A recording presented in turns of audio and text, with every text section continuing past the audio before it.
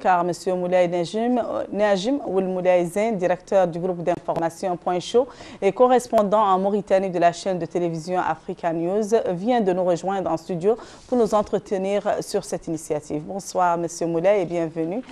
Alors, tout de suite, on peut affirmer que l'espoir renaît pour une presse plus professionnelle et mieux structurée. Oui, merci pour cette invitation. Il faut dire que l'espoir renaît vraiment par la volonté politique du président de la République. Mais aussi, il faut dire que quand on jette un coup d'œil sur la composante, sinon l'aspect technique de cette commission nationale, ça laisse à désirer. Parce que vous savez très bien que le secteur de la communication, sinon de la presse de façon générale, ne se limite pas uniquement à la presse publique. Il y a, quand on parle dans le monde entier de la presse, on parle de la presse privée. Quand on parle des violations de droits, des violations de la liberté de la presse, on parle de la presse privée. On ne parle pas de la presse publique. Et nous avons, en tant qu'acteurs de ce secteur, nous avons constaté que cette composante de la commission est à 90% composée de la presse publique. Et nous n'avons pas, on ne s'est pas retrouvé parce que vous savez très bien que la presse, le problème ne réside pas simplement à savoir qui est journaliste, qui n'est pas journaliste, mais réside dans toute une structure, dans tous les problèmes déontologiques, financiers. Et c'est avec ça que vient les dérapages déontologie, les dérapages professionnels.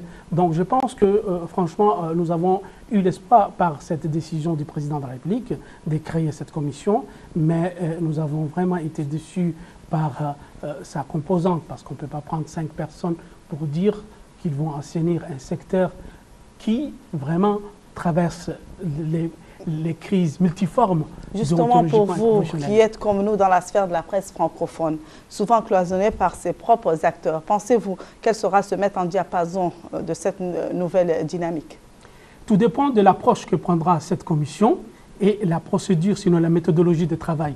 Parce que, comme je vous ai dit tout à l'heure, que le problème de la presse reste un problème multiforme, qui s'inscrit dans le cadre de savoir exactement l'entreprise de presse, le statut du journaliste, mais aussi le problème le plus important, c'est les ressources financières.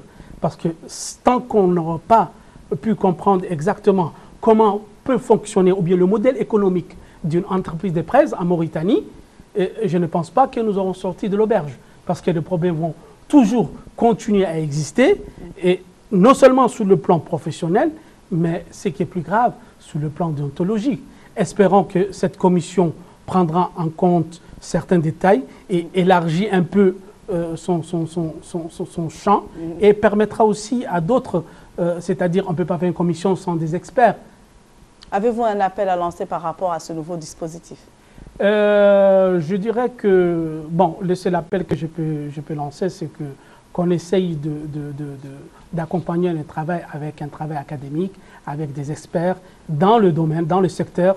Et il ne s'agit pas de prendre, avec tout le respect que j'ai pour les confrères, des gens qui ont passé des années,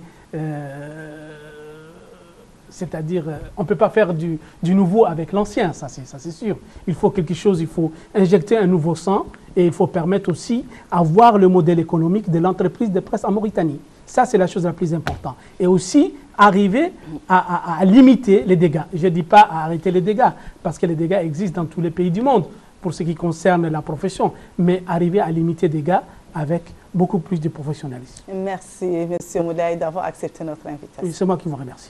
Mesdames et messieurs, je rappelle que nous recevions sur ce plateau M. Moulay Najim Ould Moulay Zain, directeur du groupe d'information Point Chaud, correspondant en Mauritanie et de la chaîne Africa News. Le Parlement mauritanien s'apprête entre autres à recevoir le rapport de la commission d'enquête parlementaire qui consigne